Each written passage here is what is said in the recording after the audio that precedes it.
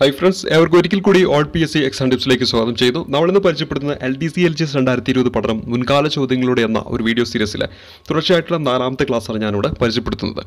2017 തിരുവനന്തപുരം മലപ്പുറം ജില്ലകളിലേക്ക് നടന്ന LDC പരീക്ഷയിൽ ചോദിച്ചിട്ടുള്ള ഏതാനും GK ചോദ്യങ്ങൾ ഞാൻ നിങ്ങൾക്ക് മുന്നിൽ പരിചയപ്പെടുത്തിയിരുന്നു കഴിഞ്ഞ 2 ക്ലാസ്സുകളായിട്ട്. അതിൽ ആ ഒരു ചോദ്യവുമായി ബന്ധപ്പെട്ടും അതുമായി ബന്ധപ്പെട്ട് അറിഞ്ഞിരിക്കുന്ന പ്രധാനപ്പെട്ട കാര്യങ്ങളൊക്കെയായിരുന്നു നമ്മളവിടെ ചർച്ച ചെയ്തത്. ഇന്ന് ആ ഒരു ചോദ്യപേപ്പറിൽ അവശേഷിക്കുന്ന ഏതാനും ചോദ്യങ്ങളും ആ ചോദ്യങ്ങളുമായി ബന്ധപ്പെട്ട് അറിഞ്ഞിരിക്കേണ്ട പ്രധാനപ്പെട്ട കാര്യങ്ങളുമാണ് നമ്മളിവിടെ നിന്ന് ചർച്ച ചെയ്യുന്നത്. ആദ്യമായിട്ട് നമ്മൾ പരിചയപ്പെടുന്നത് ദേശീയ തൊഴിലുറപ്പ് നിയമം പാർലമെന്റ് പാസ്സാക്കിയ വർഷം ഏതെന്ന് ചോദിച്ചാൽ 13ാമത്തെ ചോദ്യമായിട്ട് വന്ന ചോദ്യമാണ് പരിചയപ്പെടുന്നത്. PSC പരീക്ഷയിലെ ഏറ്റവും കൂടുതൽ തവണ ചോദിച്ചിട്ടുള്ള ചോദ്യങ്ങളുടെ പട്ടികയിൽപ്പെടുത്താവുന്ന ഒരു ചോദ്യമാണിത്. 2019 നടന്ന പരീക്ഷകൾ എടുത്തിട്ട് നോക്കിയിട്ടുണ്ടെങ്കിൽ ധാരാളം തവണ ഈ ചോദ്യം ചോദിച്ചിട്ടുണ്ട്. അതുകൊണ്ട് തന്നെ വരുന്ന പരീക്ഷകളിലും വളരെ ഇമ്പോർട്ടൻ്റ് ആയിട്ട് കാണാവുന്ന ഒരു ചോദ്യമാണ്. ഓർത്തിരിക്കുക, ദേശീയ തൊഴിലുറപ്പ് നിയമം പാർലമെന്റ് പാസ്സാക്കിയ വർഷം എന്ന് വെച്ചാൽ ഉത്തരമായിട്ട് വരിക ഓപ്ഷൻ എ ആണ് 2005. 2005 ദേശീയ തൊഴിലുറപ്പ് നിയമം പാർലമെന്റ് പാസ്സാക്കിയ വർഷം എന്ന കാര്യം ഓർത്തിരിക്കുക.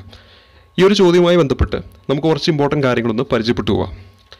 തൊഴിലുറപ്പ് പദ്ധതിയുടെ പിതാവാര് എന്നൊരു ചോദ്യം PSC ചോദിച്ചാൽ ഉത്തരമായിട്ട് വരിക ജീൻ ഡ്രൈസി ആണ്. ബെൽജിയംകാരനായിട്ടുള്ള ജീൻ ഡ്രൈസി ആണ് തൊഴിലുറപ്പ് പദ്ധതിയുടെ പിതാവ് എന്ന് അറിയപ്പെടുന്നത്. അപ്പോൾ തൊഴിലുറപ്പ് പദ്ധതിയുടെ പിതാവാരെന്നൊരു ചോദ്യം ചോദിച്ചാൽ ഉത്തരമായിട്ട് വരിക ജീൻ ഡ്രൈസി ആണെന്ന കാര്യം ഓർത്തിരിക്കുക. ഇനി തൊഴിലുറപ്പ് പദ്ധതി ഇന്ത്യയിൽ ഉദ്ഘാടനം ചെയ്യുന്നത് ആന്ധ്രാപ്രദേശിലെ ബണ്ടലപ്പള്ളിയിലാണ് തൊഴിലുറപ്പ് പദ്ധതി ഇന്ത്യയിൽ ആദ്യമായിട്ട് ഉദ്ഘാടനം ചെയ്തത് അന്നത്തെ പ്രധാനമന്ത്രിയായ ഡോക്ടർ മൻമോഹൻ സിംഗ് ആണ്. അപ്പോൾ ഡോക്ടർ മൻമോഹൻ സിംഗ് ആന്ധ്രാപ്രദേശിലെ ബണ്ടലപ്പള്ളിയിലാണ് തൊഴിലുറപ്പ് പദ്ധതി ഉദ്ഘാടനം ചെയ്യുന്നത്. കേരളത്തിൽ ഇത് ആദ്യമായിട്ട് നിലവിൽ വരുന്നത് പാലക്കാട്, വയനാട് എന്നീ ജില്ലകളിലാണ്. അപ്പോൾ കേരളത്തിൽ തൊഴിലുറപ്പ് പദ്ധതി ആദ്യമായിട്ട് നിലവിൽ വരുന്നത് എവിടെയാണെന്ന് വെച്ചാൽ പാലക്കാട്, വയനാട് ജില്ല.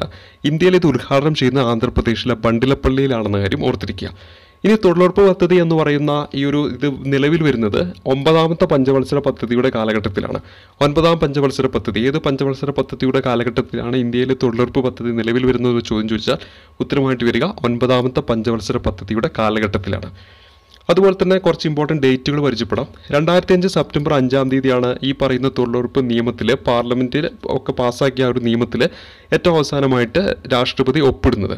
അതായത് പ്രസിഡന്റ് ഒപ്പിട്ട ആ ഒരു തീയതിയാണ് 2005 സെപ്റ്റംബർ 5. അന്ന് ഇത് വരികയാണ്, നിയമത്തിൽ വരികയാണ്. അതായത് പ്രാബല്യത്തിൽ വരിക, ആ ഒരു നിയമം പ്രാബല്യത്തിൽ ആവുകയാണെന്ന കാര്യം ഓർത്തിരിക്കുക.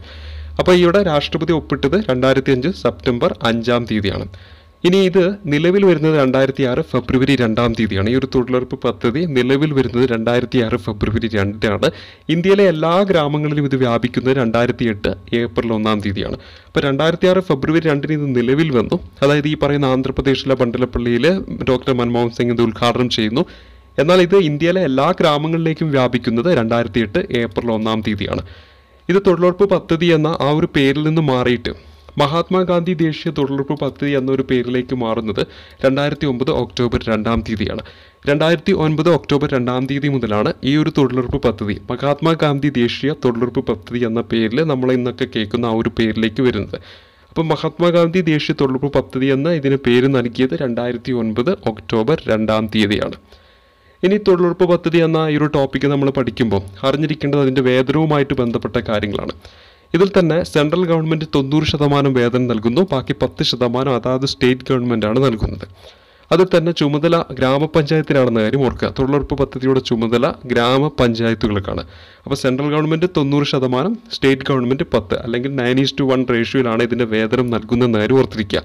അതിൽ തന്നെ ഗ്രാമപഞ്ചായത്തിനാണ് തൊഴിലുറപ്പ് പദ്ധതിയുടെ ചുമതലയുള്ളതെന്ന കാര്യം ഓർത്തിരിക്കുക. ഇനി അറിഞ്ഞിരിക്കേണ്ട കുറച്ച് ഇമ്പോർട്ടൻറ്റ് കാര്യം, ഈ വേതനവുമായി ബന്ധപ്പെട്ട് ഏറ്റവും കൂടുതൽ വേതനം നൽകുന്ന സ്റ്റേറ്റ് ഏത്, ഏറ്റവും കുറവ് വേതനം നൽകുന്ന സ്റ്റേറ്റ് ഏത്, അതുപോലെ തന്നെ കേരളത്തിൻ്റെ വേതനം എത്ര, ഇത്തരത്തിലുള്ള ചോദ്യങ്ങളൊക്കെ PSCയിൽ ചോദിക്കാറുണ്ട്. അവിടെ അറിഞ്ഞിരിക്കേണ്ട കുറച്ച് കാര്യങ്ങൾ നമുക്കൊന്ന് പരിചയപ്പെട്ടു പോകാം. ഇവിടെ 2020 ഏപ്രിൽ 1 മുതൽ പ്രാബല്യത്തിൽ വരും എന്ന് പറഞ്ഞുകൊണ്ട് തന്ന ഒരു PDF ആണ് ഞാൻ നിങ്ങൾക്ക് മുന്നിൽ ഷെയർ ചെയ്യുന്നത്. ഇതിൽ നമുക്ക് അറിഞ്ഞിരിക്കേണ്ട പ്രധാനപ്പെട്ട കാര്യവും നമ്മൾ ഇതുവരെ പഠിച്ചതിൽ നിന്ന് കുറച്ച് വ്യത്യസ്തമായ കാര്യങ്ങളുമാണ് ഞാനിവിടെ ഒന്ന് പരിചയപ്പെടുത്തുന്നത്. ആദ്യമായിട്ട് ഏറ്റവും കൂടുതലായിട്ട് ഹരിയാനയിലാണ്. നമ്മൾ നേരത്തെ പഠിച്ചതും ഹരിയാനയാണ് ഏറ്റവും കൂടുതൽ തൊഴിലുറപ്പിൽ പെർ ഡേ വേതനം നൽകുന്നത് നമ്മൾ പഠിച്ചു. 309 രൂപയാണ് പ്രതിദിനം അവിടുത്തെ വേതനം എന്ന് പറയുന്നത്. എന്നാൽ ഇനി നമ്മൾ പഠിക്കുന്ന കാര്യം ശ്രദ്ധിക്കുക. ഛത്തീസ്ഗർഗും അതുപോലെ തന്നെ മധ്യപ്രദേശും 190 രൂപയാണ് ഛത്തീസ്ഗർഗിലെ അതുപോലെ തന്നെ മധ്യപ്രദേശിലെയും പെർ ഡേ വേതനം. അതേപോലെ തന്നെ ബീഹാർ, അതുപോലെ തന്നെ ജാർഖണ്ഡ് 194 രൂപയാണ് ബീഹാറിലെയും ജാർഖണ്ഡിലെയും പെർ ഡേ വേതനം. അപ്പോൾ നമ്മൾ ഇതിനു മുമ്പൊക്കെ പഠിച്ചത് തൊഴിലുറപ്പ് പദ്ധതിയിൽ ഏറ്റവും കുറവ് വേതനം കൊടുക്കുന്ന സംസ്ഥാനം എന്ന് വെച്ചാൽ നമ്മൾ ഉത്തരമായിട്ട് പറഞ്ഞത് ബീഹാറും അതുപോലെ തന്നെ ജാർഖണ്ഡുമാണ്. എന്നാൽ ഈ ഒരു PDF പ്രകാരം ഛത്തീസ്ഗർക്കും അതുപോലെ തന്നെ മധ്യപ്രദേശുമാണ് ഏറ്റവും കുറവ് വേതനം കൊടുക്കുന്ന സംസ്ഥാനം എന്ന കാര്യം ഓർത്തിരിക്കുക. അതായത് ഛത്തീസ്ഗറിൽ 190 രൂപയാണ്, മധ്യപ്രദേശിൽ 190 രൂപയാണ്, ബീഹാറിൽ 194, ജാർഖണ്ഡിൽ 194 അവിടുത്തെ പെർ ഡേ വേതനം എന്ന് പറയുന്നത്. അപ്പോൾ ഏറ്റവും കൂടുതൽ വേതനം കൊടുക്കുന്ന എന്നൊരു ചോദ്യം നമ്മൾ ചോദിച്ചാൽ ഉത്തരമായിട്ട് വന്നിരുന്നത് ഹരിയാനയാണ്, 309 രൂപയാണ്, നിലവിൽ അത് തന്നെയാണ്. അതേസമയത്ത് ഏറ്റവും കുറവിലൊരു വ്യത്യാസം വരികയാണ്. ഈ ഒരു PDF പ്രകാരം ഛത്തീസ്ഗർക്കാണ് അതുപോലെ തന്നെ മധ്യപ്രദേശുമാണ് ഏറ്റവും കുറവ് വേതനം കൊടുക്കുന്ന സ്റ്റേറ്റ്. നമ്മൾ ഇതിനു മുമ്പൊക്കെ പഠിച്ചത് ബീഹാർ, ജാർഖണ്ഡ് എന്നാണ്. 194 ബീഹാറിൽ, അതുപോലെ തന്നെ ജാർഖണ്ഡിലും 194. അപ്പോൾ ഇത് സാഹചര്യങ്ങൾക്കനുസരിച്ച് ഇനി വരുന്ന പരീക്ഷകളിലൊക്കെ ഇത്തരത്തിലുള്ള ചോദ്യങ്ങൾ ചോദിക്കുമ്പോൾ സാഹചര്യങ്ങൾക്കനുസരിച്ച് അതിൻ്റെ ഉത്തരം രേഖപ്പെടുത്തുക. ഇനി അറിഞ്ഞിരിക്കേണ്ടത് നമ്മുടെ കേരളത്തിൻ്റെതാണ്. കേരളത്തിൽ 291 രൂപയാണ് പെർ ഡേ ഇതിൻ്റെ വേതനം. അപ്പോൾ 291 രൂപയാണ് ഏപ്രിൽ 1, 2020 ശേഷം നമ്മുടെ കേരളത്തിലെ തൊഴിലുറപ്പ് പദ്ധതിയുടെ വേതനം എന്ന് പറയുന്നത്. അപ്പോൾ ഇവിടെ പ്രധാനമായിട്ടും അറിഞ്ഞിരിക്കേണ്ട ഏറ്റവും കൂടുതൽ വേതനം കൊടുക്കുന്ന സ്റ്റേറ്റ് വെച്ചിട്ടുണ്ടെങ്കിൽ ഹരിയാനയാണ് 309. ഒപ്പം കേരളത്തിൻ്റെ അറിഞ്ഞിരിക്കണം 291. ഏറ്റവും കുറവ് എന്നൊരു മാറ്റം ഓർത്തിരിക്കുക. ഛത്തീസ്ഗർക്കും അതുപോലെ തന്നെ മധ്യപ്രദേശും 190 രൂപ. മുമ്പ് പഠിച്ചത് ബീഹാറും ജാർഖണ്ഡുമാണ്. അവിടെ ഇപ്പോൾ 194 രൂപയാണ്. അപ്പോൾ ഇത്രയും കാര്യങ്ങളാണ് ഈ ഒരു ചോദ്യവുമായി ബന്ധപ്പെട്ട് പ്രധാനമായിട്ടും അറിഞ്ഞിരിക്കേണ്ടത്. നമുക്കിനി അടുത്തൊരു ചോദ്യത്തിലേക്ക് പോകാം. അടുത്ത ചോദ്യം 14ാമത്തെ ചോദ്യമായിട്ട് ചോദിച്ചിട്ടാണ്. ദേശീയ മനുഷ്യാവകാശ കമ്മീഷൻ്റെ ആദ്യത്തെ അധ്യക്ഷൻ ആരെന്നാണ് നമ്മുടെ ചോദ്യം. 4 ഓപ്ഷൻ തന്നു. ഉത്തരമായിട്ട് വരിക ഓപ്ഷൻ എ ആണ്, രംഗനാഥ് മിസ്രിയാണ്. രംഗനാഥ് മിസ്രിയാണ് ദേശീയ മനുഷ്യാവകാശ കമ്മീഷൻ്റെ ആദ്യത്തെ അധ്യക്ഷൻ. ഇവിടെ ഇതുമായി ബന്ധപ്പെട്ട് കുറച്ച് കാര്യങ്ങളൊന്ന് പരിചയപ്പെട്ടു പോകാം. ഒന്ന്, ദേശീയ മനുഷ്യാവകാശ കമ്മീഷൻ നിലവിൽ അധ്യക്ഷൻ ആരെന്ന് വെച്ചിട്ടുണ്ടെങ്കിൽ HL ദത്തുവാണ്. ആദ്യത്തെ അധ്യക്ഷൻ നമ്മുടെ ചോദ്യം. ഉത്തരമായിട്ട് വരുന്ന രംഗനാഥ് മിശ്ര. നിലവിൽ ആരെന്നൊരു ചോദ്യം ചോദിക്കാം. ഉത്തരമായിട്ട് വരിക HL ദത്തുവാണ്. അതുപോലെ സംസ്ഥാന മനുഷ്യാവകാശ കമ്മീഷനുണ്ട്. ഇതിൽ കേരളത്തിൽ ആദ്യത്തെ അധ്യക്ഷൻ ചോദിച്ചാൽ MM പരീത് പിള്ള, നിലവിൽ ചോദിച്ചാൽ ആന്റണി ഡൊമിനിക്കാണ്. കേരള സംസ്ഥാന മനുഷ്യാവകാശ കമ്മീഷൻ്റെ ആദ്യത്തെ അധ്യക്ഷൻ MM പരീത് പിള്ള. കേരള സംസ്ഥാന മനുഷ്യാവകാശ കമ്മീഷൻ്റെ നിലവിലെ അധ്യക്ഷൻ ചോദിച്ചാൽ ആന്റണി ഡൊമിനിക്കാണ്. അതേപോലെ അറിഞ്ഞിരിക്കേണ്ട മറ്റൊന്നാണ് ധനകാര്യ കമ്മീഷൻ. ധനകാര്യ കമ്മീഷനിൽ ആദ്യത്തെ ഇന്ത്യയുടെ ധനകാര്യ കമ്മീഷൻ ചോദിച്ചാൽ KC നിയോഗിയാണ്. രണ്ടാമത്തെ K സംധാനമാണ്. മൂന്നാമത്തെ AK ചന്ദയാണ്. ഈ രണ്ടും PSC പരീക്ഷയിൽ ചോദിച്ചിട്ടുണ്ട്. അതുകൊണ്ട് മൂന്നാമത്തെയും കൂടെ ഒന്ന് പഠിച്ചു വെച്ചേക്കുക. AK ചന്ദയാണ്. ഒന്നാമത്തെ KC നിയോഗി, രണ്ടാമത്തെ K സംധാനം, മൂന്നാമത്തത് AK ചന്ദയാണ്. 14ാമത്തെ ധനകാര്യ കമ്മീഷൻ YV റെഡ്ഡിയാണ്. 15ാമത്തത് NK സിംഗ് ആണെന്ന കാര്യം ഓർത്തിരിക്കുക. ധനകാര്യ കമ്മീഷൻ എസ്റ്റാബ്ലിഷ് ചെയ്യുന്നത് രൂപീകരിക്കുന്ന 1951 ഇന്ത്യയിൽ. ആർട്ടിക്കിൾ ഓർത്തിരിക്കണം 280. ധനകാര്യ കമ്മീഷൻ ഫിനാൻസ് കമ്മീഷനുമായി ബന്ധപ്പെട്ട ഭരണഘടനയിലെ ആർട്ടിക്കിൾ ചോദിച്ചാൽ ആർട്ടിക്കിൾ 280 അതുപോലെ പരിചയപ്പെട്ടതെന്തൊക്കെയാണ്? ആദ്യത്തേത് KC നിയോഗി, രണ്ടാമത്തെ K സംധാനം, മൂന്നാമത്തെ AK ചന്ദ, 14ാമത്തെ നമ്മൾ പരിചയപ്പെട്ടു YV റെഡ്ഡി, 15ാമത്തെ പരിചയപ്പെട്ടു NK സിംഗ്. ഒപ്പം എസ്റ്റാബ്ലിഷ് ചെയ്ത വർഷം പരിചയപ്പെട്ടു 1951, ആർട്ടിക്കിൾ പരിചയപ്പെട്ടു 280. ഇനി മറ്റൊന്നാണ് ദേശീയ വിവരാവകാശ കമ്മീഷൻ. ദേശീയ വിവരാവകാശ കമ്മീഷനിൽ ആദ്യത്തെ അതിൻ്റെ തലപ്പത്ത് വരുന്ന വാജഗത് ഹബീബുള്ളിയാണ്. നിലവിലാരെന്ന് വെച്ചിട്ടുണ്ടെങ്കിൽ ബിമൽ ജുൽക്കയാണ്. അപ്പം ദേശീയ വിവരാവകാശ കമ്മീഷൻ്റെ തലപ്പത്ത് നിലവിലാരാണ്? ബിമൽ ജുൽക്ക. ആദ്യത്തെ ആരെന്ന് വെച്ചിട്ടുണ്ടെങ്കിൽ വാജഗത് ഹബീബുള്ളിയാണ്. ഇനി കേരളത്തിലെ വിവരാവകാശ കമ്മീഷനിലേക്ക് വരുമ്പോൾ പാലാട് മോഹൻദാസ് ആണ് ആദ്യത്തേത്. നിലവിലാരെന്ന് വെച്ചാൽ വിൻസൻ M പോൾ ആണെന്ന കാര്യം ഓർത്തിരിക്കുക. നിലവിലെ കേരളത്തിലെ വിവരാവകാശ കമ്മീഷൻ എന്നറിയപ്പെടുന്നത് വിൻസൻ M പോളാണ്. ആദ്യത്തെ ആരെന്ന് വെച്ചാൽ പാലാട് മോഹൻദാസ്. ദേശീയ വിവരാവകാശ കമ്മീഷൻ ആദ്യമായിട്ട് വാജഗത് ഹബീബുള്ള, നിലവിലാരെന്ന് വെച്ചിട്ടുണ്ടെങ്കിൽ ബിമൽ ജുൽക്കയാണ് ഉത്തരമായിട്ട് വരിക. ഇനി അറിഞ്ഞിരിക്കേണ്ട കുറച്ച് കാര്യങ്ങൾ. ലോക്പാൽ എന്ന് പറയുന്ന ഒരു പദവിയുണ്ട്. അതുപോലെ ലോകായുക്ത എന്ന് പറയുന്ന ഒരു പദവിയുണ്ട്. ഇതിൽ നിലവിലെ ലോക്പാൽ അല്ലെങ്കിൽ ആദ്യത്തെ ലോക്പാൽ ആരെന്നൊക്കെ ചോദിച്ച ഉത്തരമായിട്ട് വരിക പിനാക്കി ചന്ദ്രഘോഷാണ്. ആ ഒരു പദവിയിലേക്ക് എത്തുന്ന ആദ്യത്തെ വ്യക്തി എന്ന് പറയുന്നത് പിനാക്കി ചന്ദ്രഘോഷാണ്. ലോകായുക്ത നമ്മുടെ കേരളത്തിൻ്റെ നിലവിൽ ലോകായുക്ത ആരെന്ന് വെച്ചിട്ടുണ്ടെങ്കിൽ ജസ്റ്റിസ് സിറിയക് ജോസഫ് ആണെന്ന കാര്യം ഓർക്കുക. നിലവിൽ കേരളത്തിലെ ലോകായുക്ത പദവിയിലുള്ളത് ജസ്റ്റിസ് സിറിയക് ജോസഫാണ്. അതുപോലെ ലോക്പാൽ പിനാക്കി ചന്ദ്രഘോഷാണ്. അപ്പോൾ ഇവിടെ ദേശീയ തലത്തിലുള്ള അഴിമതി തടയുന്നതിന് വേണ്ടിയിട്ടുള്ള ഒന്നാണ് ലോക്പാൽ. സംസ്ഥാന തലത്തിലേക്ക് വരുമ്പോൾ ഏതാണ്? ലോകായുക്തയാണ്. അതിൻ്റെ തലപ്പത്ത് ജസ്റ്റിസ് സിറിയക് ജോസഫാണ്. അതേസമയം ദേശീയ തലത്തിൽ ആദ്യമായിട്ട് ഈ ഒരു പദവിയിലെത്തുന്നത് പിനാക്കി ചന്ദ്രഘോഷാണ്. നിലവിലും പിനാക്കി ചന്ദ്രഘോഷാണ് ആ ഒരു പദവിയിലുള്ളത്. ഇനി ദേശീയ തിരഞ്ഞെടുപ്പ് കമ്മീഷനാണ്. ദേശീയ തിരഞ്ഞെടുപ്പ് കമ്മീഷനുമായിട്ട് ബന്ധപ്പെട്ട് അറിഞ്ഞിരിക്കേണ്ടത് ആദ്യത്തെ തിരഞ്ഞെടുപ്പ് കമ്മീഷൻ ആരെന്ന് വെച്ചാൽ സുകുമാർ സെൻ എന്നാണ് ഉത്തരമായിട്ട് വരിക. നിലവിൽ ചീഫ് ഇലക്ഷൻ കമ്മീഷൻ ചോദിച്ചിട്ടുണ്ടെങ്കിൽ സുനിൽ അറോറയാണ്. ഇലക്ഷൻ കമ്മീഷൻ്റെ കീഴിലായിട്ട് 2 ഇലക്ഷൻ കമ്മീഷൻ, അതായത് ചീഫ് ഇലക്ഷൻ കമ്മീഷനും അതിൻ്റെ കീഴിലായിട്ട് 2 ഇലക്ഷൻ കമ്മീഷനുണ്ട്. അവരുടെ പേര് ഓർത്ത് വെച്ചേക്കുക. അശോക് ലവാഷിയും അതുപോലെ തന്നെ സുനിൽ ചന്ദ്രയും. അപ്പോൾ നിലവിലെ ഇന്ത്യയുടെ ചീഫ് ഇലക്ഷൻ കമ്മീഷൻ ചോദിച്ചാൽ സുനിൽ അറോറ, ഇലക്ഷൻ കമ്മീഷണേഴ്സ് ചോദിച്ചിട്ടുണ്ടെങ്കിൽ അശോക് ലാവസിയും അതുപോലെ തന്നെ സുശീൽ ചന്ദ്രയുമാണ് ഉത്തരമായിട്ട് വരിക. മറ്റൊന്ന് കേരളത്തിലേക്ക് വരുമ്പോൾ സംസ്ഥാന ഇലക്ഷൻ കമ്മീഷനിൽ ആദ്യമായിട്ട് ആ ഒരു പദവിയിലെത്തുന്നത് MSK രാമസ്വാമിയാണ്. നിലവിലാരെന്ന് വെച്ചാൽ V ഭാസ്കരനാണ്. നിലവിൽ സംസ്ഥാന ഇലക്ഷൻ കമ്മീഷൻ V ഭാസ്കരനാണ്. ആദ്യത്തെ സംസ്ഥാന ഇലക്ഷൻ കമ്മീഷൻ MSK രാമസ്വാമിയാണ്. അതുപോലെ ഇന്ത്യയിലെ ആദ്യത്തെ തെരഞ്ഞെടുപ്പ് കമ്മീഷൻ സുകുമാർ സെന്നാണ്. നിലവിലെ ചീഫ് ഇലക്ഷൻ കമ്മീഷൻ പദവി സുനിൽ അറോറയാണ്. അതുപോലെ 2 ഇലക്ഷൻ കമ്മീഷണേഴ്സ് ഉണ്ട്, അശോക് ലാവസ്റ്റിയും അതുപോലെ തന്നെ സുശീൽ ചന്ദ്രയുമാണെന്ന കാര്യം ഓർത്തിരിക്കുക. ഇനി മറ്റൊന്ന് വനിതാ കമ്മീഷനാണ്. ദേശീയ വനിതാ കമ്മീഷനിൽ ആദ്യമായിട്ട് എത്തുന്നത് ജയന്തി പട്നായിക്കാണ്. നിലവിൽ ചോദിച്ചാൽ രേഖാ ശർമ്മയാണ്. ദേശീയ വനിതാ കമ്മീഷൻ ആദ്യത്തെ ദേശീയ വനിതാ കമ്മീഷൻ ജയന്തി പട്നായിക്ക് നിലവിൽ ആരാണ്? രേഖാ ശർമ്മയാണ്. സംസ്ഥാന വനിതാ കമ്മീഷനിലേക്ക് വരുമ്പോൾ ആദ്യം സുഗതകുമാരിയാണ്. പിന്നീട് ഇപ്പോൾ വരുന്ന ആരെന്ന് വെച്ചിട്ടുണ്ടെങ്കിൽ MC ജോസഫൈനാണ്. അപ്പോൾ സംസ്ഥാന വനിതാ കമ്മീഷനിൽ ആദ്യമായിരുന്നു ചോദിച്ചാൽ സുഗതകുമാരി, നിലവിൽ സംസ്ഥാന വനിതാ കമ്മീഷൻ ആയിരുന്നു ചോദിച്ചാൽ ഉത്തരമായിട്ട് വരിക MC ജോസഫൈൻ ആണെന്ന കാര്യം ഓർത്തിരിക്കുക. ലോക്പാൽ പരിചയപ്പെട്ടു പിനാക്കി ചന്ദ്രഘോഷ്, ലോകായുക്ത പരിചയപ്പെട്ടു കേരളത്തിൽ ജസ്റ്റിസ് സിറിയക് ജോസഫ് ആണ് നിലവിൽ. തെരഞ്ഞെടുപ്പ് കമ്മീഷൻ നമ്മൾ സുകുമാർ സെൻ തുടക്കത്തിൽ ആദ്യത്തെ ആരെന്ന് ചോദിച്ചാൽ സുകുമാർ സെന്, നിലവിൽ ചോദിച്ചിട്ടുണ്ടെങ്കിൽ ചീഫ് സുനിൽ അറോറയാണ്. അശോക് ലാവസ്റ്റിയും സുശീൽ ചന്ദ്രയും എന്താണ്? ഇലക്ഷൻ കമ്മീഷണേഴ്സാണ്. പിന്നെ കേരളത്തിലേക്ക് വരികയാണെങ്കിൽ സംസ്ഥാന ഇലക്ഷൻ കമ്മീഷൻ ആദ്യമായിട്ട് എത്തുന്നത് MSK രാമസ്വാമി, നിലവിൽ V ഭാസ്കരൻ. പിന്നെ ദേശീയ വനിതാ കമ്മീഷൻ പരിചയപ്പെട്ടു ജയന്തി പട്നായിക്ക് ആദ്യമായിട്ട്, അതുപോലെ തന്നെ നിലവിൽ രേഖാ ശർമ്മ. സംസ്ഥാനത്തേക്ക് വരുമ്പോൾ സുഗതകുമാരി ആദ്യം, അതുപോലെ തന്നെ നിലവിലാരെന്ന് ചോദിച്ചാൽ MC ജോസഫൈനാണ് ഉത്തരമായിട്ട് വരിക. ഇനി കുറച്ച് കാര്യങ്ങൾ കൂടി അറിഞ്ഞിരിക്കണം. കേന്ദ്ര വിജിലൻസ് കമ്മീഷനുണ്ട്. അതിൽ ആദ്യം ആ ഒരു പദവിയിലെത്തുന്നത് നിട്ടൂർ ശ്രീനിവാസ റാവുവാണ് കേന്ദ്ര വിജിലൻസ് കമ്മീഷൻ്റെ പദവിയിൽ ആദ്യമായിട്ട് എത്തുന്നത്. നിലവിൽ KV ചൗധരിയാണെന്ന കാര്യം ഓർത്തിരിക്കുക. നിലവിൽ കേന്ദ്ര വിജിലൻസ് കമ്മീഷൻ പദവിയിലുള്ളത് KV ചൗധരി. ആദ്യമായിട്ട് ഈ ഒരു പദവിയിലെത്തുന്നത് നിട്ടൂർ ശ്രീനിവാസ റാവുവാണ്. ഇനി UPSCയിൽ നിലവിൽ അരവിന്ദ് സക്സേനയാണ്. അതേസമയത്ത് ആദ്യമായിട്ട് ഈ ഒരു പദവിയിലെത്തിയത് സർ റോസ് ബാർഗർ ആണെന്ന് കാര്യം ഓർക്കുക. UPSCയുടെ ചെയർമാൻ പദവിയിലെത്തിയിട്ടുള്ള ആദ്യത്തെ വ്യക്തി സർ റോസ് ബാർഗറാണ്. നിലവിലാരെന്ന് വെച്ചിട്ടുണ്ടെങ്കിൽ അരവിന്ദ് സക്സേനയാണ്. ഇനി കേരള ബാലാവകാശ കമ്മീഷൻ 2 ദിവസം മുമ്പ് വന്നിട്ടുള്ള വാർത്ത, അതായത് ഇന്നലെയാണ് അദ്ദേഹത്തെ നിയമിക്കുന്നത്. KV മനോജ് കുമാറാണ് ഇതിൻ്റെ തലപ്പത്തിപ്പോൾ ഉള്ളത്. കേരള ബാലാവകാശ കമ്മീഷനായിരുന്നു വെച്ചാൽ ഉത്തരമായിട്ട് വരിക KV മനോജ് കുമാറാണെന്ന കാര്യം ഓർത്തിരിക്കുക. അപ്പോൾ ഇവിടെ പ്രധാനമായിട്ടും അറിഞ്ഞിരിക്കേണ്ട 3 കാര്യങ്ങൾ പരിചയപ്പെട്ടു. കേന്ദ്ര വിജിലൻസ് കമ്മീഷൻ ആദ്യം നിട്ടൂർ ശ്രീനിവാസ റാവു, നിലവിൽ KV ചൗധരി. UPSCയുടെ ചെയർമാൻ പദവിയിൽ നിലവിൽ അരവിന്ദ് സക്സേന, ആദ്യത്തെ ആരെന്ന് വെച്ചിട്ടുണ്ടെങ്കിൽ സർ റോസ് ബാർക്കറാണ്. അതുപോലെ കേരള ബാലാവകാശ കമ്മീഷൻ പുതുതായിട്ട് നിയമിച്ചിരിക്കുന്നത് KV മനോജ് കുമാറിനാണെന്ന കാര്യം കൂടി ഓർത്തിരിക്കുക. അടുത്തത് പരിചയപ്പെടുന്ന 15ാം ചോദ്യമാണ്. ഭരണഘടനയുടെ ഏത് അനുച്ഛേദത്തിലാണ് ബാലവേല നിരോധിച്ചിരിക്കുന്നതെന്നാണ് നമ്മുടെ ചോദ്യം. ഇവിടെ ഉത്തരമായിട്ട് വരുന്നത് ഓപ്ഷൻ സി 24ാം അനുച്ഛേദം. ഭരണഘടനയിൽ 24ാമത്തെ അനുച്ഛേദത്തിലാണ് ബാലവേല നിരോധിച്ചിരിക്കുന്നത് എന്ന കാര്യം കൂടി ഓർത്തിരിക്കുക. അപ്പം ഭരണഘടനയുടെ ഏത് അനുച്ഛേദത്തിലാണ് ബാലവേല നിരോധിച്ചിരിക്കുന്ന ഒരു ചോദ്യം PSCയിൽ എപ്പോഴും റിപ്പീറ്റ് ചെയ്യുന്ന ചോദ്യമാണ്. പഠിച്ചു വെച്ചേക്കുക, 24ാമത്തെ അനുച്ഛേദത്തിലാണ്. ഇനി അറിഞ്ഞിരിക്കേണ്ട കുറച്ച് കാര്യങ്ങൾ. മൗലിക അവകാശങ്ങളുമായി ബന്ധപ്പെട്ട് കുറച്ച് ഇമ്പോർട്ടൻ്റ് കാര്യങ്ങൾ നമുക്കൊന്ന് പരിചയപ്പെട്ടു പോകാം.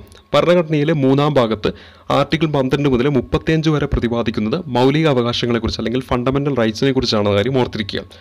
ഇതിൽ തന്നെ മൗലിക അവകാശങ്ങളുടെ ശില്പി എന്നൊരു ചോദ്യം ചോദിച്ചാൽ ഉത്തരമായിട്ട് വരിക സർദാർ വല്ലഭായ് പട്ടേലാണ് മൗലിക അവകാശങ്ങളുടെ ശില്പി എന്നറിയപ്പെടുന്നത്. നമ്മൾ ഈ പറയുന്ന മൗലിക അവകാശങ്ങൾ എന്ന് പറയുന്ന ആശയം കടംകൊണ്ടിരിക്കുന്നത് അമേരിക്കൻ ഭരണഘടനയിൽ നിന്നാണെന്ന കാര്യം ഓർത്തിരിക്കണം. അതുപോലെ തന്നെ മൗലിക അവകാശങ്ങളുടെ സംരക്ഷകൻ എന്നറിയപ്പെടുന്നത് സുപ്രീം കോടതിയാണ്. ആർട്ടിക്കിൾ 20ഉം 21ഉം അടിയന്തരാവസ്ഥ സമയത്ത് പോലും നമുക്ക് എന്ത് ചെയ്യാൻ പറ്റില്ല, റദ്ദ് ചെയ്യാൻ പറ്റാത്ത മൗലിക അവകാശമാണെന്ന കാര്യം ഓർക്കുക. അപ്പോൾ PSCയിൽ എപ്പോഴും ചോദിക്കുന്നതാണ് അടിയന്തരാവസ്ഥ കാലത്ത് പോലും റദ്ദ് ചെയ്യാൻ പറ്റാത്ത മൗലിക അവകാശങ്ങൾ ഏതൊക്കെയാണെന്ന് വെച്ചാൽ ഉത്തരമായിട്ട് വരിക ആർട്ടിക്കിൾ 20ഉം ആർട്ടിക്കിൾ 21ഉമാണ്. ഇനി നമ്മുടെ ഭരണഘടന നിലവിൽ വരുന്ന സമയത്ത് 1950 ജനുവരി 26-ാം തീയതി 7 മൗലിക അവകാശങ്ങളായിരുന്നു ഉണ്ടായിരുന്നത്.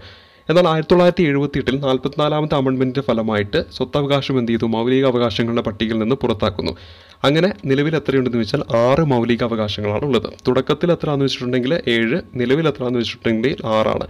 അങ്ങനെ സ്വത്തവകാശത്തെ പുറത്താക്കിയ ആ ഒരു അമെൻഡ്മെൻറ്റ് ഓർത്തിരിക്കണം. 44ാമത്തെ അമെൻഡ്മെൻറ്റ് വർഷം ഓർത്തിരിക്കണം 1978. ആ കാലയളവിൽ ഇന്ത്യ ഭരിച്ചിരുന്നത് ജനതാ ഗവൺമെൻറ് ആണെന്ന കാര്യം കൂടി ഓർത്തിരിക്കുക. അപ്പോൾ ജനതാ ഗവൺമെൻറ്റിൻ്റെ കാലത്ത് 1978-ലെ 44ാം അമെൻഡ്മെൻറ്റിലൂടെ മൗലിക അവകാശത്തിൽപ്പെട്ട സ്വത്തവകാശം എന്ത് ചെയ്യുന്നു, മൗലിക അവകാശത്തിൽ നിന്നും പുറത്താക്കുന്നു. അങ്ങനെ നിലവിൽ എത്ര മൗലിക അവകാശങ്ങളുണ്ട്, 6 മൗലിക അവകാശമാണ് ഉള്ളത്. ഇനി മൗലിക അവകാശത്തെക്കുറിച്ചുള്ള പ്രമേയം പാസ്സാക്കിയിട്ടുള്ള സമ്മേളനമാണ് 1931-ലെ ഇന്ത്യൻ നാഷണൽ കോൺഗ്രസിൻ്റെ കറാച്ചി സമ്മേളനം. ഈ കറാച്ചി സമ്മേളനത്തിൻ്റെ അധ്യക്ഷനാരായിരുന്നു സർദാർ വല്ലഭായ് പട്ടേലാണ്. ഈ പ്രമേയം എഴുതി തയ്യാറാക്കിയാരെന്ന് വെച്ചാൽ നെഹ്റു ആണ് ഉത്തരമായിട്ട് വരിക. അപ്പോൾ മൗലികാവകാശത്തെക്കുറിച്ചിട്ട് ആ ഒരു പ്രമേയം എഴുതി തയ്യാറാക്കുന്ന നെഹ്റുവാണ്. കറാച്ചി സമ്മേളനം 1931 ഇന്ത്യൻ നാഷണൽ കോൺഗ്രസിന് ആ ഒരു സമ്മേളനത്തിൽ അധ്യക്ഷനായിരുന്നു വെച്ചിട്ടുണ്ടെങ്കിൽ സർദാർ വല്ലഭായ് പട്ടേലാണ്. ആ സർദാർ വല്ലഭായ് പട്ടേലിനെയാണ് മൗലികാവകാശങ്ങളുടെ ശില്പി എന്ന് അറിയപ്പെടുന്നത്. അതുപോലെ തന്നെ ഈ മൗലികാവകാശങ്ങളൊക്കെ സംരക്ഷിക്കുന്നതിന് വേണ്ടിയിട്ട് സുപ്രീം കോടതിയും ഹൈക്കോടതിയും പുറപ്പെടുവിക്കുന്നതാണ് റിട്ട് എന്ന് പറയുന്നത്. അതിൽ തന്നെ ആർട്ടിക്കിൾ 32 പ്രകാരമാണ് സുപ്രീം കോടതി റിട്ട് പുറപ്പെടുവിക്കുന്നത്. അതേസമയത്ത് ഹൈക്കോടതി റിട്ട് പുറപ്പെടുവിക്കുന്നത് ആർട്ടിക്കിൾ 226 പ്രകാരമാണ്. PSCയിൽ എപ്പോഴും ചോദിക്കാവുന്നതാണ്. അതായത് നമുക്ക് മൗലികാവകാശങ്ങളൊക്കെ ലംഘിക്കപ്പെട്ടിട്ടുണ്ടെങ്കിൽ നമുക്ക് എവിടേക്ക് പോകാൻ പറ്റും? നേരിട്ട് സുപ്രീം കോടതിയിലേക്കും ഹൈക്കോടതിയിലേക്കും നമുക്ക് പോകാവുന്നതാണ് എന്നതാണ് മറ്റൊരു ഇമ്പോർട്ടൻ്റ് ആയിട്ടുള്ള പ്രത്യേകത. അപ്പോൾ മൗലികാവകാശങ്ങളുടെ സംരക്ഷകൻ എന്നറിയപ്പെടുന്ന സുപ്രീം കോടതിയാണ്. അതുപോലെ ഇതൊക്കെ സംരക്ഷിക്കാൻ വേണ്ടി സുപ്രീം കോടതി ഹൈക്കോടതിയും ഒക്കെ പുറപ്പെടുവിക്കുന്ന റിട്ട് എന്ന് പറയുന്നത്, അതിൽ തന്നെ ആർട്ടിക്കിൾ 32 സുപ്രീം കോടതി റിട്ട് പുറപ്പെടുവിക്കുന്നതുമായിട്ട് ബന്ധപ്പെട്ടിരിക്കുന്നത് ആർട്ടിക്കിൾ 32 ഹൈക്കോടതി ആണെങ്കിൽ ആർട്ടിക്കിൾ 226 അതുമായി ബന്ധപ്പെട്ട കാര്യങ്ങളൊക്കെ പ്രതിപാദിക്കുന്നു എന്ന കാര്യം ഓർക്കുക. ഇത് രണ്ടും PSCയിൽ എപ്പോഴും ചോദിക്കാറുള്ള പ്രധാനപ്പെട്ട ആർട്ടിക്കിളാണ്. Article 32 article 226. അപ്പോൾ ഈ ഒരു ചോദ്യവുമായി ബന്ധപ്പെട്ട് ഭരണഘടനയുടെ ഏത് അനുച്ഛേദത്തിലാണ് ബാലവേല നിരോധിച്ചിരിക്കുന്നതെന്ന ചോദ്യം 24-ാം അനുച്ഛേദം എന്നതാണ് നമ്മുടെ ഉത്തരമായിട്ട് വരിക. ഇത്രയും കാര്യങ്ങളാണ് പ്രധാനമായിട്ടും അറിയേണ്ടത്. മൗലികാവകാശങ്ങളുമായി ബന്ധപ്പെട്ട് കുറേ ഇമ്പോർട്ടൻറ്റ് കാര്യങ്ങൾ PSC പരീക്ഷകളൊക്കെ ചോദിക്കാറുണ്ട്. അത് നമുക്ക് സെപ്പറേറ്റ് ഒരു ടോപ്പിക്കായിട്ട് തന്നെ ഞാൻ നിങ്ങൾക്ക് മുന്നിലേക്ക് എത്തിക്കുന്നതായിരിക്കും. അപ്പോൾ ഇന്നത്തെ വീഡിയോ ക്ലാസ്സിൽ ഈ ഒരു ചോദ്യവുമായി ബന്ധപ്പെട്ട് വളരെ ഇമ്പോർട്ടൻ്റ് ആയിട്ടുള്ള കുറച്ച് കാര്യങ്ങൾ നമുക്കൊന്ന് പരിചയപ്പെട്ട് വെച്ചു. ഇനി നമ്മൾ അടുത്തായിട്ട് പരിചയപ്പെടുന്നത് 16ാമത്തെ ചോദ്യമായിട്ട് ചോദിച്ച ചോദ്യമാണ്. കേന്ദ്ര മാനവശേഷി വികസന മന്ത്രി ആരെന്നാണ് നമ്മുടെ ചോദ്യം. കേന്ദ്ര മാനവശേഷി വികസന മന്ത്രി ആരെയാണെന്നാണ് നമ്മുടെ ചോദ്യമായിട്ട് ചോദിച്ചത്. ഇവിടെ ഉത്തരമായിട്ട് വരിക ഓപ്ഷൻ D ആണ്. ഇവരാരുമല്ല എന്നതാണ് നമ്മുടെ ഉത്തരം. തന്നിരിക്കുന്ന ഓപ്ഷനിൽ സ്മൃതി ഇറാനി, പ്രകാശ് ജാവ്ദേക്കർ, അർജുൻ റാം മേഘ്വാൾ ഇവരെയാണ് നമ്മുടെ ഓപ്ഷനായിട്ട് തന്നത്. ഇതിലാരും തന്നെ എന്തല്ല നിലവിലെ ഈ ഒരു പദവിയിലിരിക്കുന്ന വ്യക്തിയല്ല. ഇവിടെ ഉത്തരമായിട്ട് വരേണ്ടത് രമേഷ് പൊക്രിയാൽ നിഷാങ്ക് എന്നതാണ് ഉത്തരമായിട്ട് വരിക. രമേഷ് പൊക്രിയാൽ നിഷാങ്ക് ആണ് നിലവിലെ കേന്ദ്ര മാനവശേഷി വികസന മന്ത്രി എന്ന കാര്യം ഓർക്കുക.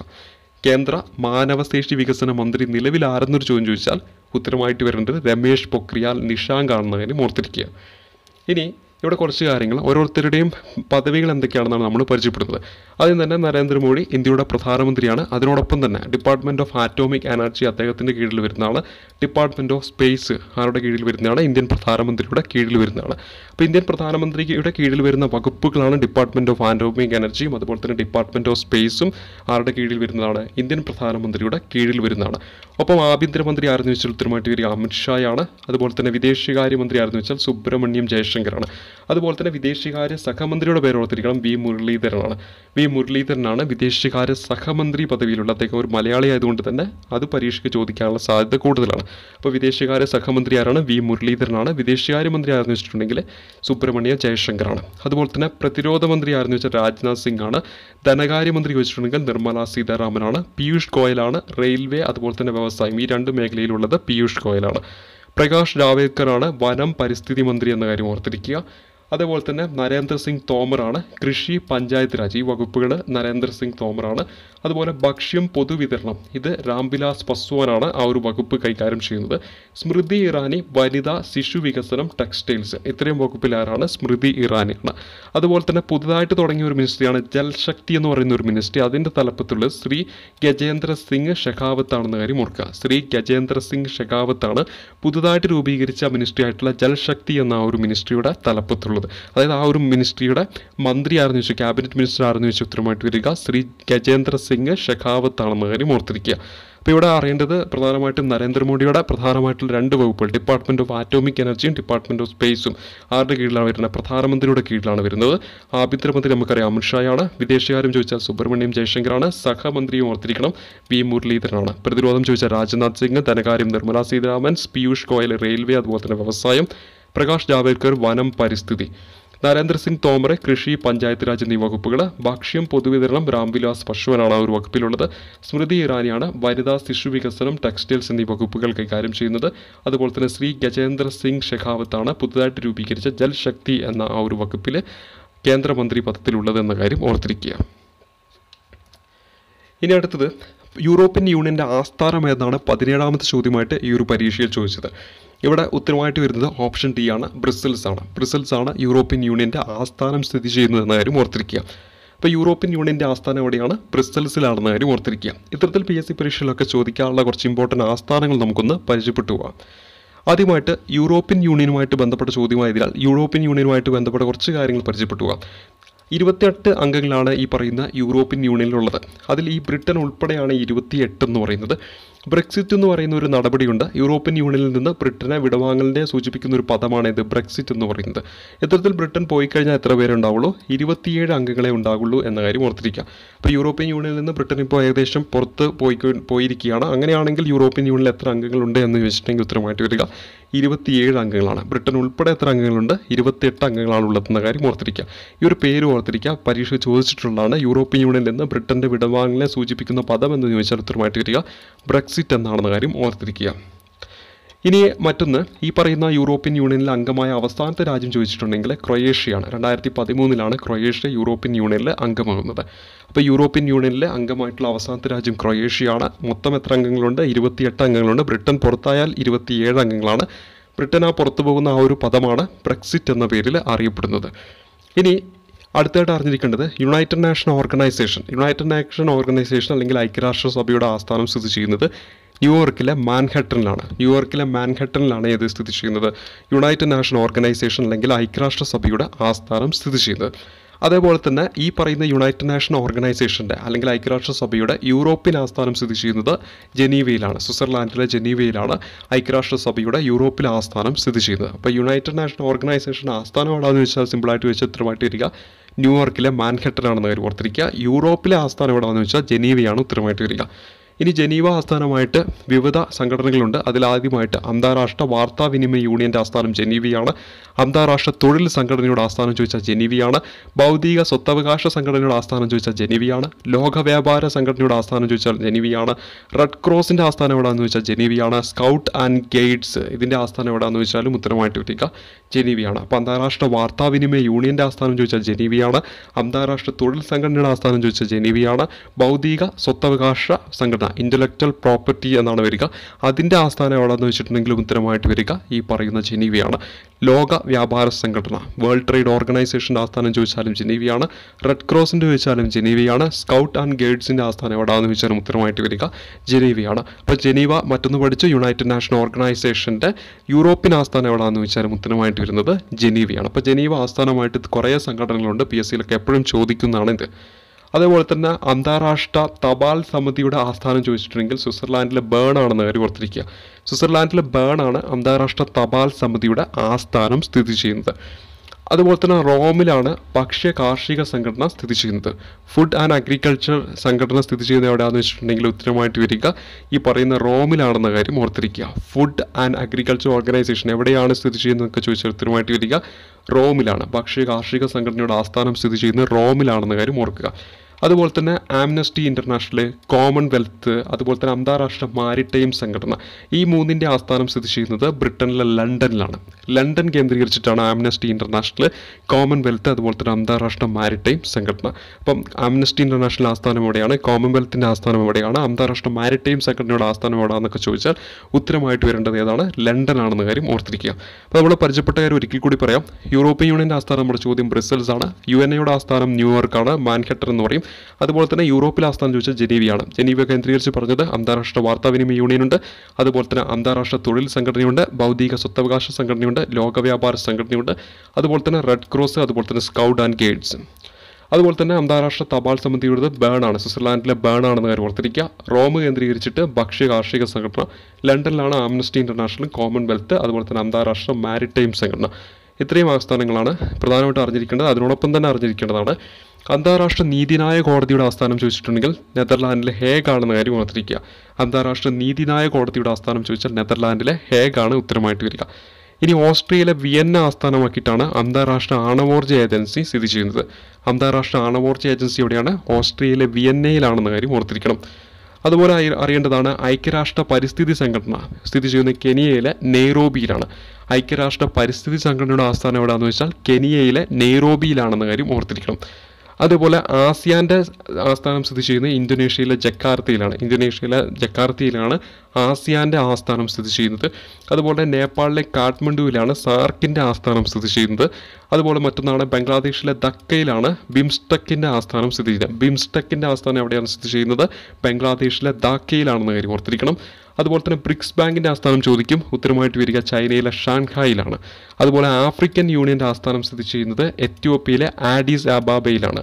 ആഡിസ് അബാബയിലാണ്, എത്യോപ്യയിലാണ്. അവിടെയാണ് ആഫ്രിക്കൻ യൂണിയൻ്റെ ആസ്ഥാനം. യൂറോപ്യൻ യൂണിയൻ ബ്രസൽസ് പഠിച്ചു. ആഫ്രിക്കൻ യൂണിയൻ്റെ എവിടെയാണ്? എത്യോപ്യയിലെ ആഡിസ് അബാബയിലാണ്. അതുപോലെ ഏഷ്യൻ ഡെവലപ്മെൻറ്റ് ബാങ്ക് എപ്പോഴും ചോദിക്കാറുള്ളതാണ് ഫിലിപ്പൈൻസിലെ മനിലയിലാണെന്ന കാര്യം ഓർത്തിരിക്കുക. പരിചയപ്പെട്ട കാര്യങ്ങൾ അന്താരാഷ്ട്ര നീതിന്യായ കോടതി നെതർലാൻഡിലെ ഹേഗിലാണ് അന്താരാഷ്ട്ര നീതിന്യായ കോടതിയുടെ ആസ്ഥാനം. അതുപോലെ തന്നെ ഓസ്ട്രിയയിലെ വിയന്നയിലാണ് അന്താരാഷ്ട്ര ആണവോർജ ഏജൻസി. ഐക്യരാഷ്ട്ര പരിസ്ഥിതി സംഘടനയുടെ ആസ്ഥാനം സ്ഥിതി ചെയ്യുന്ന കെനിയയിലെ നെയ്റോബിയിലാണ്. ആസിയാൻ്റെ ആസ്ഥാനം ഇന്തോനേഷ്യയിലെ ജക്കാർത്തയാണ്. സാർക്കിൻ്റെ ആസ്ഥാനം നേപ്പാളിലെ കാഠ്മണ്ഡുവിലാണ്. അതുപോലെ തന്നെ ബംഗ്ലാദേശിലെ ധാക്കയിലാണ് ബിംസ്റ്റെക്കിൻ്റെ ആസ്ഥാനം സ്ഥിതി ചെയ്യുന്നത്. ഏഷ്യൻ ഡെവലപ്മെൻറ്റ് ബാങ്കിൻ്റെ ആസ്ഥാനം ഫിലിപ്പൈൻസിലെ മാനിലയാണ്. അതുപോലെ തന്നെ ബ്രിക്സ് ബാങ്കിൻ്റെ ആസ്ഥാനം ചോദിച്ചാൽ ഷാൻഹായ്, ചൈനയിലെ ഷാൻഹായ് ആണ്. ആഫ്രിക്കൻ യൂണിയൻ്റെ ആസ്ഥാനം ചോദിച്ചിട്ടുണ്ടെങ്കിൽ ഉത്തരമായിട്ട് വരിക ആഡിസ് അബാബയാണ്, എത്യോപ്യയിലാണ്. അപ്പോൾ ഇത്രയും കാര്യങ്ങളാണ് പ്രധാനമായിട്ടും ഈ ഒരു ചോദ്യവുമായി ബന്ധപ്പെട്ട് ആസ്ഥാനം എന്ന് പറയുന്ന ഭാഗമായിട്ട് PSC പരീക്ഷയിലൊക്കെ പൊതുവെ ചോദിച്ച് കാണാറുള്ളത്. അവിടെ ചോദിക്കാറുള്ള പ്രധാനപ്പെട്ട ഓൾമോസ്റ്റ് എല്ലാ കാര്യങ്ങളും ഞാൻ പരിചയപ്പെടുത്തിയിട്ടുണ്ട്. ഇനി ഈ ഒരു പരീക്ഷയിൽ ചോദിച്ച അടുത്ത ചോദ്യം ഇതാണ്. 1857 വിപ്ലവത്തിൻ്റെ താൽക്കാലിക വിജയത്തെ തുടർന്ന് വിപ്ലവകാരികൾ ഡൽഹിയിൽ ചക്രവർത്തിയായി വാഴിച്ചത് ആരെയാണ് എന്നതാണ് നമ്മുടെ ചോദ്യം. 1857 വിപ്ലവത്തിൻ്റെ ഒന്നാം സ്വാതന്ത്ര്യ സമരം എന്നറിയപ്പെടുന്ന 1857 വിപ്ലവത്തിൻ്റെ താൽക്കാലിക വിജയത്തെ തുടർന്ന് വിപ്ലവകാരികൾ ഡൽഹിയിൽ ചക്രവർത്തിയായിട്ട് വാഴിച്ച ആരെന്നാണ് നമ്മുടെ ചോദ്യം. ഉത്തരമായിട്ട് വരിക ബഹദൂർ ഷാ രണ്ടാമനാണ്. ബഹദൂർ ഷാ രണ്ടാമനെയാണ് 1857 വിപ്ലവത്തിൻ്റെ താൽക്കാലിക വിജയത്തെ തുടർന്ന് വിപ്ലവകാരികളെ ഡൽഹിയിൽ ചക്രവർത്തിയായിട്ട് വാഴിച്ചതെന്ന കാര്യം ഓർത്തിരിക്കാം. ഇനി ഒരു ചോദ്യവുമായി ബന്ധപ്പെട്ട് 1857 വിപ്ലവവുമായി ബന്ധപ്പെട്ട് കുറച്ച് കാര്യങ്ങളൊന്നും പരിചയപ്പെട്ടു പോകാം. ഒന്നാം സ്വാതന്ത്ര്യ സമരം എന്നറിയപ്പെടുന്നത് 1957 വിപ്ലവമാണ്. 1857 മെയ് 10 ഉത്തർപ്രദേശിലെ മീററ്റിൽ നിന്ന് ഈ ഒരു വിപ്ലവം പൊട്ടിപ്പുറപ്പെടുന്നതൊക്കെ നമ്മൾ പഠിച്ചിട്ടുണ്ട്. ആ ഒരു തീയതി ഓർത്തിരിക്കണം. 1857 മെയ് 10 ഉത്തർപ്രദേശിലെ മീററ്റിൽ നിന്നാണ് ഈ ഒരു വിപ്ലവം എന്ത് ചെയ്യുന്നത്, പൊട്ടിപ്പുറപ്പെടുന്നത് എന്ന കാര്യം ഓർക്കുക. 1857 വിപ്ലവത്തിലെ ആദ്യത്തെ രക്തസാക്ഷി ആരെന്ന് എപ്പോഴും ചോദിക്കാറുള്ളതാണ്. മംഗൾ പാണ്ഡെയാണ് ഉത്തരമായിട്ട് വരിക. 1857 വിപ്ലവത്തിലെ ആദ്യത്തെ രക്തസാക്ഷി ആരെന്നൊരു ചോദ്യം ചോദിച്ചാൽ ഉത്തരമായിട്ട് വരിക മംഗൾ പാണ്ഡെയാണെന്ന കാര്യം ഓർത്തിരിക്കുക. അതേപോലെ തന്നെ വിപ്ലവത്തിൻ്റെ ബുദ്ധി കേന്ദ്രം എന്നറിയപ്പെടുന്നത് നാനാ സാഹിബാണ്. നാനാ സാഹിബിൻ്റെ യഥാർത്ഥ പേര് ദോണ്ടു പാണ്ട് എന്നാണ്. ദോണ്ടു പാണ്ട് എന്ന യഥാർത്ഥ പേരിൽ അറിയപ്പെടുന്ന നാനാ സാഹിബാണ് എന്ത് വിപ്ലവത്തിൻ്റെ ബുദ്ധി കേന്ദ്രം എന്ന് വിശേഷിപ്പിക്കുന്നത്. അതുപോലെ തന്നെ ഈ പറയുന്ന നാനാ സാഹിബിൻ്റെ പട്ടാള മേധാവിയാണ് ആര്, താന്തിയ തോപ്പി എന്ന കാര്യം ഓർത്തിരിക്കാം. നാനാ സാഹിബ് വിപ്ലവത്തിൻ്റെ ബുദ്ധി കേന്ദ്രം എന്നറിയപ്പെടുന്നു. ആ നാനാ സാഹിബിൻ്റെ പട്ടാള മേധാവിയാണ് ആര്, താന്തിയ തോപ്പി എന്ന കാര്യം ഓർത്തിരിക്കുക. അപ്പോൾ ഒന്നാം സ്വാതന്ത്ര്യ സമരം 1857 മെയ് 10 അത് പൊട്ടിപ്പുറപ്പെടുന്നത് ഉത്തർപ്രദേശിലെ മീററ്റിൽ നിന്നാണ്. അതുപോലെ തന്നെ ആദ്യത്തെ രക്തസാക്ഷി വെച്ചിട്ടുണ്ടെങ്കിൽ മംഗൾ പാണ്ഡെയാണ്. വിപ്ലവത്തിൻ്റെ ബുദ്ധി കേന്ദ്രം ചോദിച്ചാൽ നാനാ സാഹിബാണ്. അദ്ദേഹത്തിൻ്റെ യഥാർത്ഥ പേര് നമ്മൾ പഠിച്ച് ദോണ്ടു പാണ്ടാണ്. അതേപോലെ തന്നെ താന്തിയ തോപ്പി അദ്ദേഹത്തിൻ്റെ പട്ടാള മേധാവിയാണെന്ന കാര്യം ഓർത്തിരിക്കുക. ഇനി വിവിധ പ്രദേശങ്ങൾ കേന്ദ്രീകരിച്ചുകൊണ്ട് ഈ വിപ്ലവത്തെ നേതൃത്വം നൽകിയ ആരെന്ന് എപ്പോഴും PSC ചോദിക്കാറുള്ളതാണ്. അതിൽ PSC ചോദിച്ചിട്ടുള്ള പ്രധാനപ്പെട്ട കാര്യങ്ങൾ മാത്രമാണ് ഇവിടെ പരിചയപ്പെടുത്തുന്നത്. ഒന്ന്, ഡൽഹി കേന്ദ്രീകരിച്ച് വിപ്ലവത്തിന് നേതൃത്വം നൽകിയത് ബഹദൂർ ഷാ രണ്ടാമനും അതുപോലെ തന്നെ അദ്ദേഹത്തോടൊപ്പം ഭക്ത് ഖാനും ഉണ്ടായിരുന്നു. അതുതന്നെയാണ് നമ്മളിവിടെ പറഞ്ഞത്. 1857 വിപ്ലവത്തിൻ്റെ താൽക്കാലിക വിജയത്തെ തുടർന്ന് വിപ്ലവകാരികൾ ഡൽഹിയിൽ ചക്രവർത്തിയായി വാഴിച്ചത് ആരെയാണ്, ബഹദൂർ ഷാ രണ്ടാമനെയാണെന്ന കാര്യം ഓർത്തിരിക്കുക. അതേപോലെ തന്നെ കാൺപൂർ കേന്ദ്രീകരിച്ചുകൊണ്ട് വിപ്ലവത്തിന് നേതൃത്വം നൽകിയത് നാനാ സാഹിബാണ്. നാനാ സാഹിബ് അദ്ദേഹത്തിൻ്റെ പട്ടാള മേധാവി ഓർത്തിരിക്കാൻ താന്തിയ തോപ്പി. അതുപോലെ തന്നെ ലക്നൗ കേന്ദ്രീകരിച്ച് എപ്പോഴും ചോദിക്കാറുള്ളതാണ് ബീഗം ഹസ്രത്ത് മഹലാണ്. ബീഗം ഹസ്രത്ത് മഹലാണ് ലക്നൗ കേന്ദ്രീകരിച്ചുകൊണ്ട് ഈ ഒരു വിപ്ലവത്തിന് നേതൃത്വം നൽകിയത്. ബീഹാർ കേന്ദ്രീകരിച്ചുകൊണ്ട് കൺവർ സിംഗ് ആണ് ഈ ഒരു വിപ്ലവത്തിന് നേതൃത്വം നൽകിയത്. അതുപോലെ തന്നെ ബറേലി കേന്ദ്രീകരിച്ചുകൊണ്ട് ഖാൻ ബഹദൂർ ഖാനാണ് ഈ ഒരു വിപ്ലവത്തിന് നേതൃത്വം നൽകിയത്. ഖാൻ ബഹദൂർ ഖാനാണ് ഈ ഒരു വിപ്ലവത്തിന് എവിടെയാണ് ബറേലി കേന്ദ്രീകരിച്ചുകൊണ്ട് നേതൃത്വം നൽകിയത്. ബറൌട്ട് പർഖാന, ഉത്തർപ്രദേശിലെ ബറൌട്ട് പർഖാന കേന്ദ്രീകരിച്ചുകൊണ്ട് ഷാമലാണ് ഇതിന് നേതൃത്വം നൽകുന്നത്. അതുപോലെ തന്നെ ഝാൻസിയിൽ റാണി ലക്ഷ്മിബായും അതുപോലെ തന്നെ ഈ ഗോളിയാറിൽ ഈ പറയുന്ന റാണി ലക്ഷ്മിബായും അതുപോലെ തന്നെ താന്തിയ തോപ്പിയുമാണ് ഇതിന് നേതൃത്വം നൽകുന്നത്. ഝാൻസിയിലെ ആരാണ്, റാണി ലക്ഷ്മിബായാണ് നേതൃത്വം നൽകുന്നത്. ഗോളിയാറിലേക്ക് വരുമ്പോൾ റാണി ലക്ഷ്മിബായോടൊപ്പം താന്തിയ തോപ്പിയും കൂടി ഇതിന് നേതൃത്വം നൽകുന്നുണ്ട്. അപ്പോൾ PSC പരീക്ഷയിലൊക്കെ ചോദിച്ചിട്ടുള്ള കാര്യങ്ങൾ മാത്രമാണ്. ഏതൊക്കെ പ്രദേശങ്ങൾ ആരാണ് ഈ ഒരു വിപ്ലവത്തിന് നേതൃത്വം നൽകിയ എന്ന തരത്തിൽ PSC ചോദ്യം ചോദിച്ചപ്പോൾ അവിടെ ചോദിച്ചിട്ടുള്ള കാര്യങ്ങൾ മാത്രമാണ് ഇവിടെ പരിചയപ്പെടുത്തി പോയത്. എന്താണ്, ഡൽഹിയിൽ ഓർത്തിരിക്കണം ഭക്ത് ഖാനും ബഹദൂർ ഷാ രണ്ടാമനും, കാൺപൂരിലെ നാനാ സാഹിബ്, ലക്നൌവിലെ ബീഗം ഹസ്രത്ത് മഹൽ ധാരാളം തവണ ആവർത്തിച്ചിട്ടുള്ളതാണിത്. അതുപോലെ തന്നെ ബീഹാർ കൺവർ സിംഗ്, അതുപോലെ തന്നെ ബറേലി വെച്ചിട്ടുണ്ടെങ്കിൽ ഖാൻ ബഹദൂർ ഖാനാണ്. ബറൌട്ട് പർഖാന ഉത്തർപ്രദേശിലാണ്, അത് അവിടെ ഇതിന് നേതൃത്വം നൽകിയ ഷാമലാണ് കാര്യം ഓർത്തിരിക്കുക. അതുപോലെ തന്നെ റാണി ലക്ഷ്മിബായി ഝാൻസിയിൽ നേതൃത്വം നൽകി. ഒപ്പം താന്തിയോ തോപ്പിയോടൊപ്പം ഗോളിയോറിലും എന്തിന് നേതൃത്വം നൽകി? 1857 വിപ്ലവത്തിന് നേതൃത്വം നൽകി എന്ന കാര്യം ഓർത്തിരിക്കുക. അപ്പോൾ ഇവിടെ 1857 വിപ്ലവം, അതുമായി ബന്ധപ്പെട്ട് PSC പരീക്ഷയിലൊക്കെ ചോദിക്കാനുള്ള പ്രധാനപ്പെട്ട കാര്യങ്ങളാണ് ഞാൻ പരിചയപ്പെടുത്തിയത്. ഒപ്പം ഓരോ പ്രദേശത്തും നേതൃത്വം നൽകിയ ആരെന്ന് PSC ചോദിച്ച കാര്യങ്ങൾ മാത്രമാണ് പരിചയപ്പെടുത്തിയത്. അതുകൊണ്ട് തന്നെ എല്ലാ പോയിന്റുകളും ഇമ്പോർട്ടൻ്റ് ആയിട്ടുള്ളതാണ്. അപ്പോൾ ഇത്രയും കാര്യങ്ങളാണ് ഇന്നത്തെ ഈ ഒരു വീഡിയോ ക്ലാസ്സിൽ ഉൾക്കൊള്ളിച്ചിരിക്കുന്നത്. ഈ ഒരു പരീക്ഷയിൽ ചോദിച്ചിട്ടുള്ള മൊത്തം നമ്മളിപ്പോൾ 18 ചോദ്യങ്ങളും അതുമായി ബന്ധപ്പെട്ട് അറിഞ്ഞിരിക്കേണ്ട കുറേ ഇമ്പോർട്ടൻറ്റ് കാര്യങ്ങൾ നമ്മൾ പരിചയപ്പെടുത്തിയിട്ടുണ്ട്. അപ്പോൾ ഈ ഓരോ വീഡിയോ ക്ലാസ്സുകളും നിങ്ങൾക്ക് ഇഷ്ടപ്പെടുന്നുണ്ടെങ്കിൽ ഒന്ന് ലൈക്ക് ചെയ്യുക. അതുപോലെ തന്നെ ഈ ഒരു വീഡിയോ ക്ലാസ് നിങ്ങളുടെ കൂട്ടുകാർക്ക് വേണ്ടിയിട്ടൊന്ന് ഷെയർ ചെയ്യുക. ആർക്കെങ്കിലും അത് ഗുണപ്രദമാകുമെങ്കിൽ അത് നിങ്ങൾ ചെയ്യുന്ന ഒരു നല്ല കാര്യമായിരിക്കും. അതുപോലെ ഈ ഒരു ചാനലിൽ തുടർന്നും ഇത്തരത്തിലുള്ള വീഡിയോ ക്ലാസ്സുകളൊക്കെ കാണാൻ താല്പര്യമുണ്ടെങ്കിൽ ഈ ചാനലൊന്ന് സബ്സ്ക്രൈബ് ചെയ്യുക. എൻ്റെ ഓരോ ക്ലാസ്സുകളും മുടങ്ങാതെ നിങ്ങൾക്ക് മുന്നിലേക്ക് ഒരു നോട്ടിഫിക്കേഷനായിട്ട് എത്തുവാൻ വേണ്ടിയിട്ട്. അപ്പോൾ ഇത്രയും നാൾ നൽകിയ എല്ലാവിധ സപ്പോർട്ടിനും ഒരിക്കൽ കൂടി നന്ദി രേഖപ്പെടുത്തി ഇന്നത്തെ ക്ലാസ് ഇവിടെ അവസാനിപ്പിക്കുന്നു. Thank you.